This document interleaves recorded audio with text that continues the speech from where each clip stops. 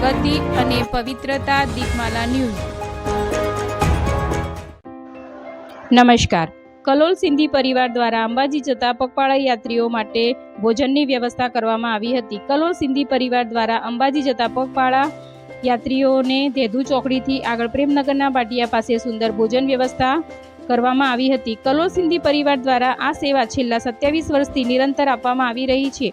કલોલ સિંધી સમાજના કિંમતભાઈ આસવાની અને ભરતભાઈ બારોટ તેમજ કલોલ સમગ્ર સિંધી સમાજ દ્વારા અવિરત સવારથી સાંજ સુધી પાકા ભોજન એટલે કે દાળ ભાત શાક મોહનથાળ પાપડ રોટલી અને સાથે સુંદર ભોજનની વ્યવસ્થા કરવામાં આવી હતી, જેમાં અંબાજી જતા સમગ્ર પગપાળા યાત્રીઓ 500થી વધારે કેમ્પનો લાભ લઈ રહ્યા હતા અને સિંધી પરિવાર દ્વારા આ કેમ્પમાં પદયાત્રીઓ હોશે જમાડવામાં આવે છે। એમને જરા પણ તકલીફ ન પડે, જમવાનું સરળતાથી મળી રહે અને આરામથી બેઠા તેઓ ભોજન કરી શકે તેવી વ્યવસ્થા કરવામાં આવી હતી।